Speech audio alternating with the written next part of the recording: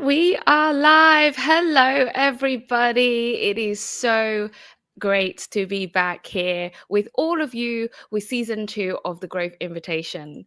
As you know, in this season, I am committed to bringing on powerful females from all around the world to share their stories of challenges, of growth, and their life as an invitation and an inspiration for you all, so that you know, no matter what you're going through, what you've experienced, where your starting point is, wherever you are now, you can always choose to grow and manifest your dream future. Today, I am super excited because I have my friend here with me, Harpreet. Hi, Harpreet. Hi, Janette. Thank you for And the invitation. oh, you're so welcome. I'm really excited about this. And, you know, we are today we're going to have a conversation around Harpreet's story about, you know, when life hands you a role that you're not quite ready for. Me and Harpreet met at an event somewhere. One of your events, yes, a couple of years One of my back. events, I think, quite a few years back. And you know what's really beautiful about our relationship is that we met in person, and then we chatted for hours because can't stop talking, and then we just went silent on each other for like a year. We didn't talk to each other for a year, and then suddenly we got back in touch, and it was like boom, as if like we both changed, we both progressed, and we both grew in our separate ways, but still very aligned ways. And that's what I love about it. So Harpreet, tell the audience a little bit more about yourself. Wonderful. Thank you, Janette. So thank you for the invitation for this conversation today. So my name's Harpreet. I live in London. And to give you a bit of background about myself, I'll talk about my career, really. So I started out my career as a pharmacist, decided it wasn't for me, and then basically worked in the corporate space for a number of years. And then during the pandemic, I faced a decision where they gave me the option of receiving a redundancy because my role was no longer required in the setup, or do I want to apply for another role? Now, I'd always known that I'd wanted something different, but I never knew what it looked like.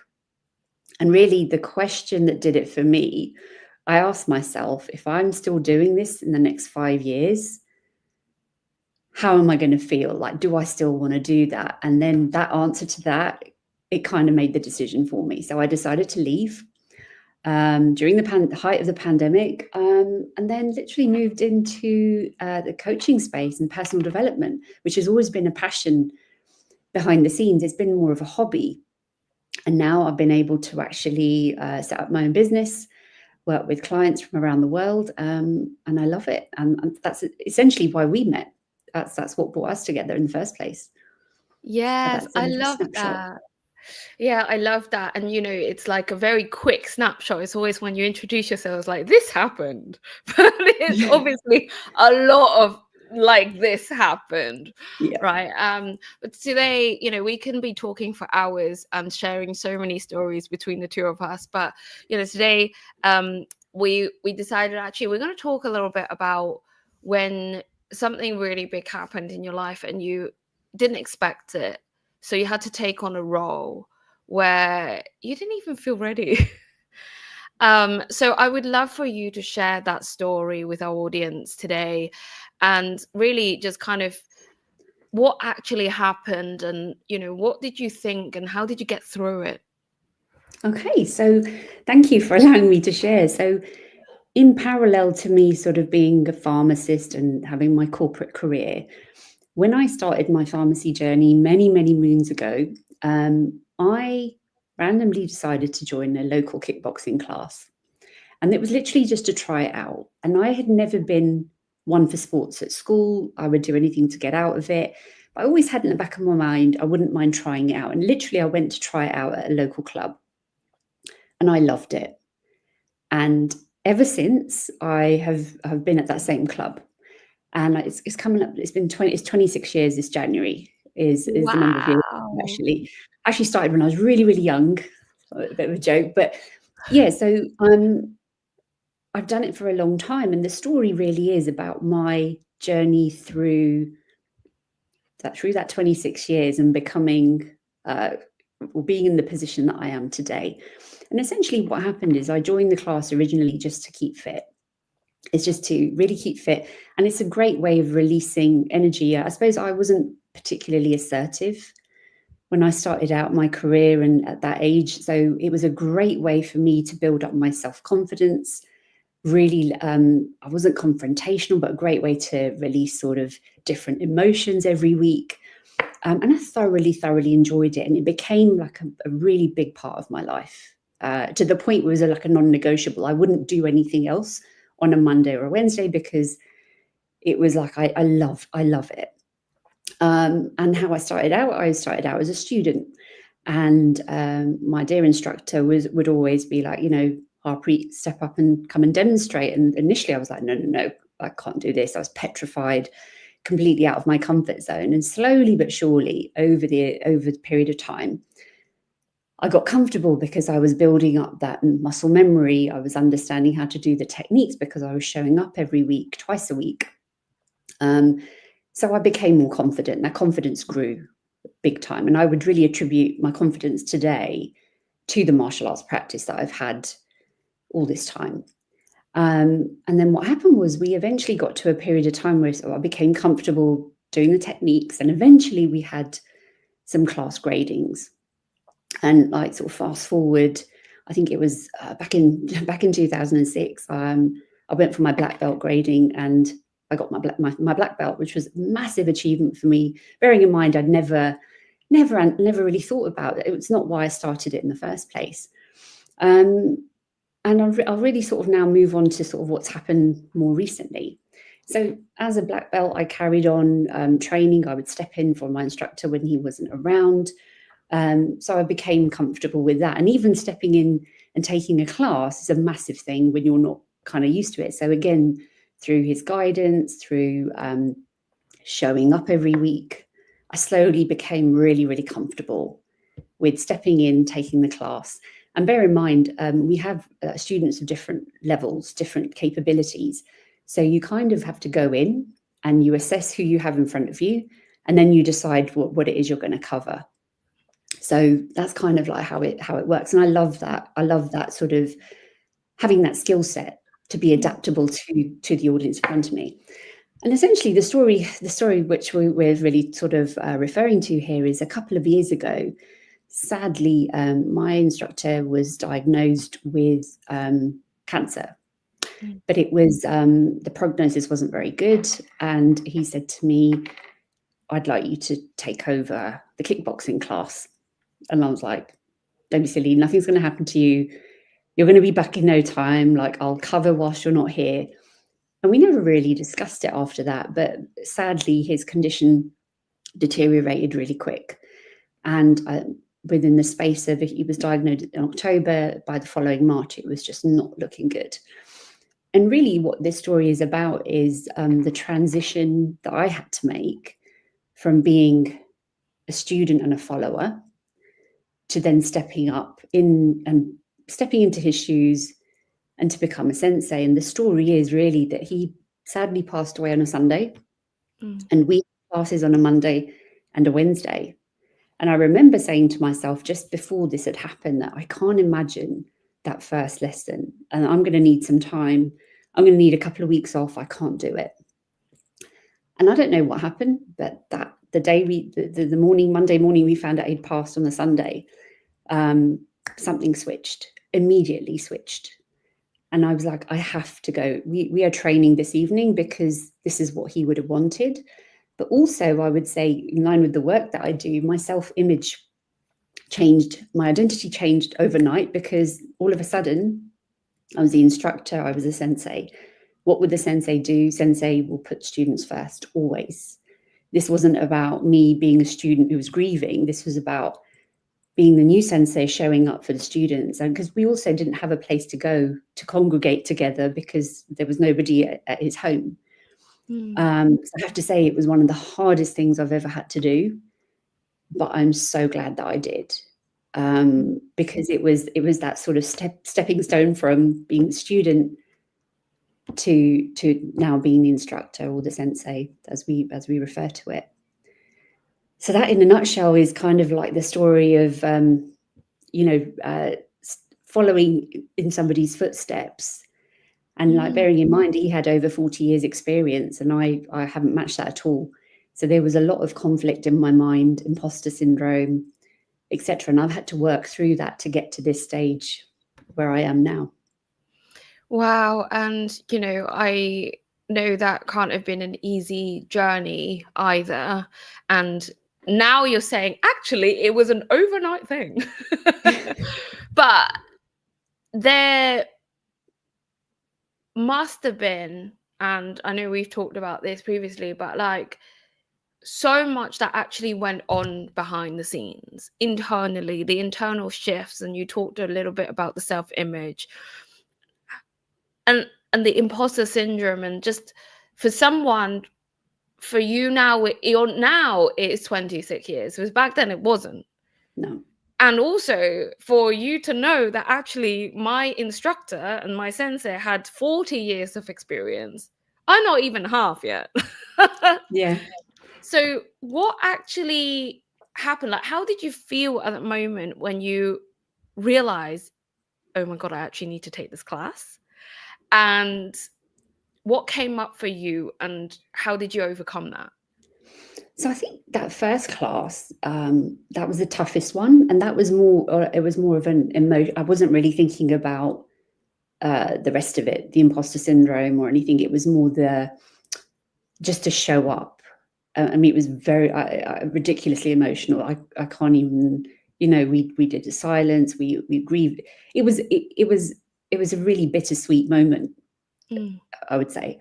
But in terms of getting through it as I progressed, because also it was about going through the process of grief, not really taking time off, because actually it helped, like showing up at class every week and actually all being together, because we were all sort of grieving the same person. Weirdly, that helped.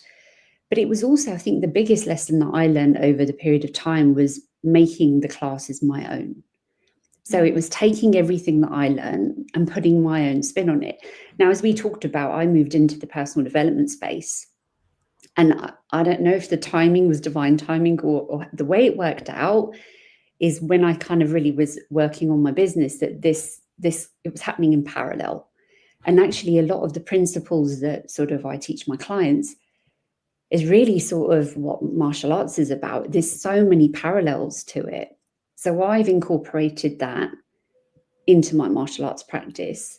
And I would say one other thing that really helped me, so in terms of the work that I do, I take my clients through a program that Bob Proctor had developed. And sadly, he had passed away in 2022. And this was just as I joined his company. And I was given the opportunity the year that my sensei had passed away to join a reading club where Bob's son, Brian Proctor, was reading his book that he'd written at the time. And actually, Brian really helped me. And I was able to have some conversations with him because in a strange way, he was kind of going through the same thing. It was a different scenario, but arguably he was sort of following in his father's footsteps. He was incredibly, well known as one of the most famous thought leaders in the personal development space. And he was sort of kind of following in his footsteps, or maybe not at that time, but he probably felt the pressure. And I think something he said to me is that we had a conversation. I was able to have a conversation, and he said, like, Harpreet, like you can't compare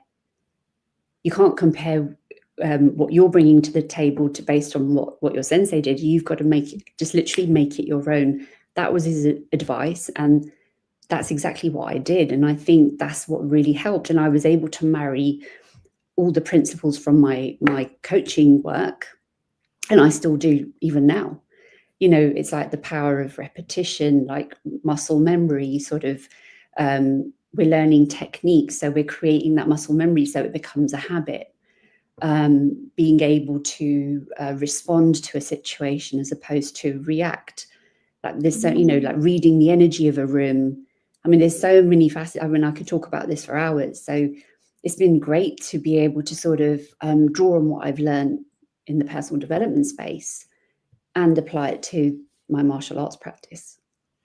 I love that. And the way that you actually share, the title of today's podcast is about when life hands you a role that you didn't feel ready for. But actually, that comes almost with a expectation that we all put on ourselves as humans to say, oh, because we're taking over from someone else, we gotta do what they did. Otherwise, it's like, when we learn maths, for example, it's like, this is how everyone else did it. So this is the answer. So previously people did that, so this is the answer. Like in every way, it's like, how can we mirror the people who did it before us? But actually, and I love what you shared, and the power of what you shared, in your conversation with Brian, is that when you take on something, even if it's passed down, and even if the other person, no matter the person, whoever you took it from, the power is when you make it your own. Absolutely. That's the biggest thing. And I think also is not being afraid to fail. That's a big thing that I've learned, because we put so much pressure on ourselves that everything's got to be perfect. And I like to say there's no such thing as failure. Anything that's as perceived failure, you use it as feedback just to get better. Most people who are successful have failed their way to success. And that I think is, if you, I don't know, think about Thomas Edison, how many different inventions did he come up with before he came up with, the major ones? It's that constant, but we as a society put so much pressure on ourselves that everything's got to be perfect straight away. And I think the other thing is, for me, it was having not only that sort of support from the personal development side, and going through the grieving process, but also I have a support network at the club. So I've got other instructors who don't teach kickboxing necessarily, but they teach karate. And so I'm not alone. And, we've all had to develop as a result. And I think it's just knowing that there's always somewhere to go for information. I think we put so much pressure on ourselves. And if I don't know something, that's okay. I don't pretend to know everything, because we just can't. And it's just being okay with that. It's okay not to know everything. We don't need that pressure. And I think that really helps. Yeah. And, whenever, pressure is things that we put on ourselves, right? Or even if it's external pressure, is what we allow in. Like you said earlier, is how are we going to react to a situation, or how are we going to respond to a situation? And so kind of, I want to take this a little bit more practical. Yeah, please do. So when you talk about make it your own, right? Mm-hmm. But in your head, you've almost got this blueprint. This is the mold that you've been given. How do you actually start stepping out of that mold and then changing the shape for yourself? Is it, we can just say, well, it's trial and error, but there is so much scariness attached to it. So how do we actually tackle that? I think it's about how I did it is I was taught in a particular way. So my sensei had his own way of doing things. And I know when I would take over and I was in charge, I would have my spin on things. It would be my way of doing it. And I think what I actually did was, you kind of use it's trial and error and feedback. So you kind of getting feedback from how the class is actually responding to you. And what I changed, and this wasn't the way he taught in a very completely different style. What I have found is I'm a bit more, I want feedback from the students. So I'm very much, I've introduced this thing where at the end of the lesson or during the lesson, I will say, right, how did you find that? What was difficult for you? What was easy for you? To get that sort of real-time feedback, so then I can adjust what I need to teach.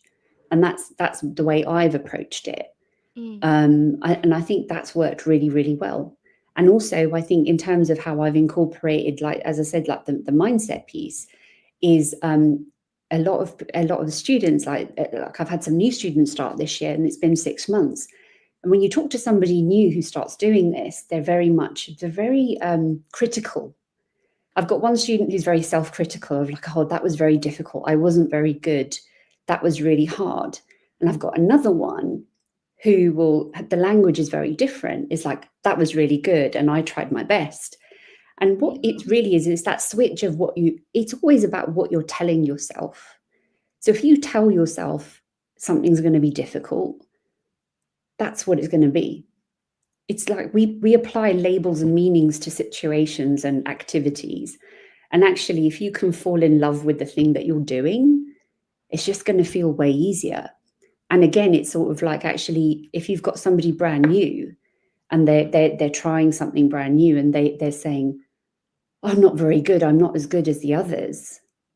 That's one way of looking at it, versus actually, I've only been doing this for 3 months and I'm keeping up with the rest of the class, which is what they've been doing, because it's a very intense, there's a lot of endurance, it's a lot of strength training, and I've really pushed them. But they've been keeping up with. So I was like, look at what you're doing. It's not about you not being good enough. You've kept up with everybody else.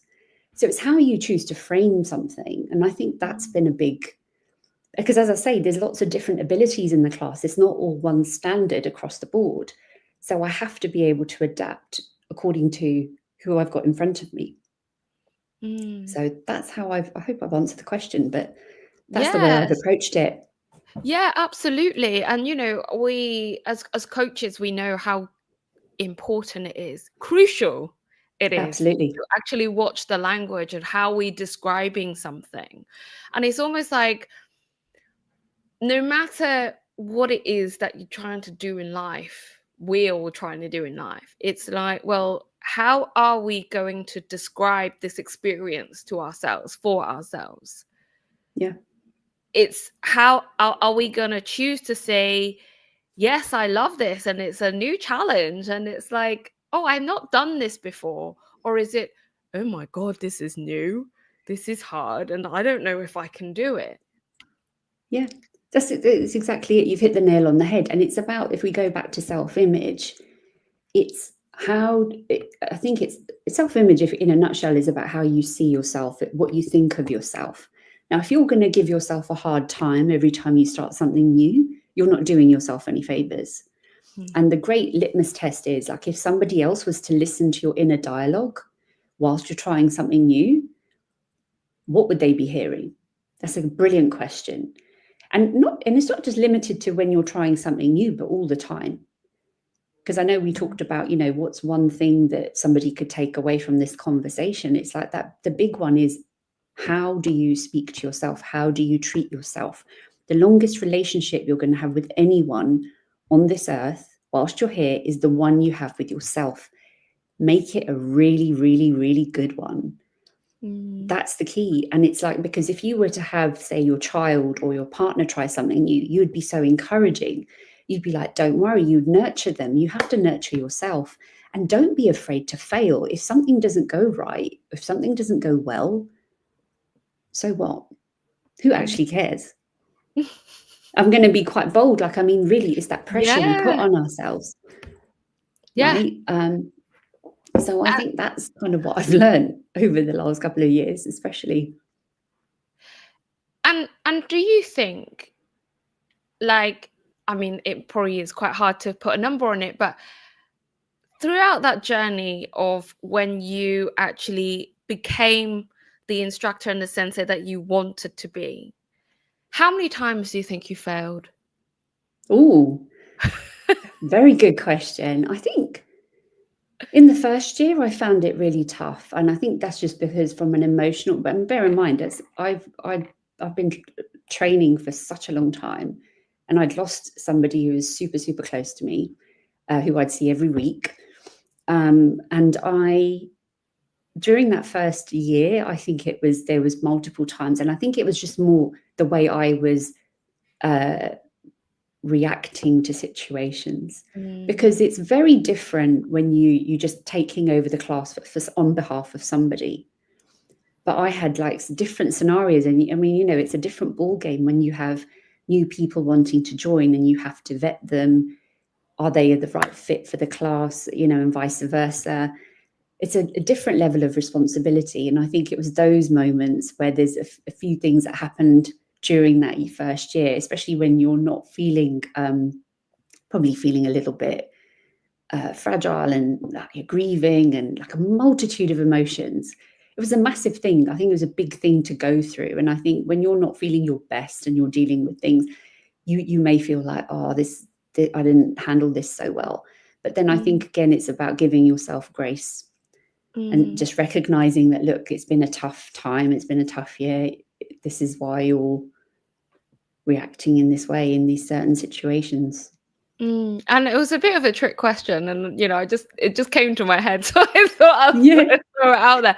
But actually, to be honest, there are so many things that in that moment we may have seen ourselves fail. We may have felt that we failed. Did we really? And I think you answered it actually beautifully. Is you didn't count the number of times that you failed. Because right now you're probably not really thinking about them as failures. You just think about them as like learning steps. Learning stepping stones, absolutely. It's like you sort of get through that process, and like I laugh about it because I would say sometimes I joke about it. It's like, are you having a laugh? You didn't tell me what I was signed up for. It's way more than just showing up and standing in front of the class and teaching. Like there's so many different facets to it. But yeah, it's just stepping stones. It's learning. It's not giving yourself a hard time. And I think the big thing is also teaching, practice what you preach. And I think it's a big thing. I think I'm sort of very hot on this with my students. As long as you're putting in 100% effort, like don't get me wrong, no one can come in and sort of be half-hearted. They've got to play full out, and then we're good. But if you're not putting in the effort, that's a different thing. But if you're putting in 100% and you're not quite there, that's a different story. And I think it's about how you choose to respond to that situational scenario. Yeah, I mean, I've taken one of your classes and it was hard. You were not gonna let us off. So they are. I was like, oh my god, I probably can't move for a whole week. But yeah, and it's exactly like you say. When you give it your all, are you really failing, or it just didn't turn out the way that someone else might have perceived it should be, or even we might have expected it to look like? Absolutely. But it doesn't necessarily mean that we failed. Yeah, exactly. So we're kind of like coming up to the final minutes of today's session. So just kind of like for anyone who is out there who has been given a role, either by life, by universe, by someone, like who knows, that they're like, oh, I don't think I'm ready for this. What advice have you got for them? So there's a couple of things they could do in this situation. One is go back and take an inventory of all the things you've had to do and learn from scratch. And we've all had to do it. Actually, we all have. If you think about it, we've had to go to school, we've had to learn to drive, all of it. But really think about the things that you're really proud of that were particularly tough. And I say borrow the confidence from that situational scenario. Because for some reason, I think when you're a kid or you're at school, it's a lot easier to try new things. But as time goes on, we're kind of really, really hard on ourselves. So I think it's about borrow that confidence from another situation where you thought at the time, how am I going to get through this? I can't do this. But actually you did, and it worked out even better than you imagined.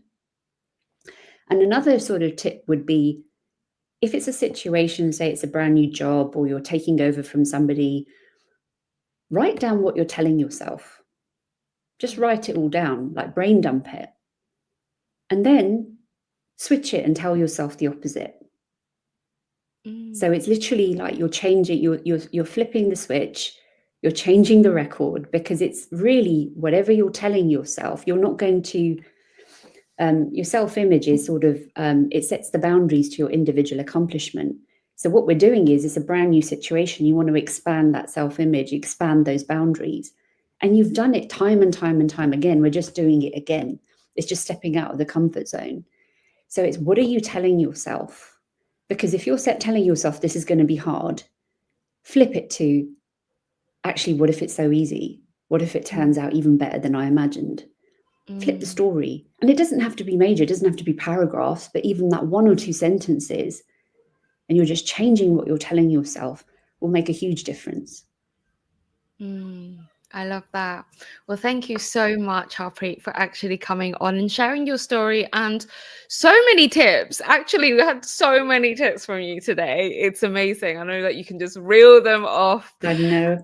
Yeah, thank you. And, you know, really, whilst it is sad that, you know, your sensei and your instructor has passed, but actually, we got to be really grateful to him for actually having passed horses on dude, because then now you've got you can share your story to everyone, because we're always going to be handed things that we don't know quite how to handle yet.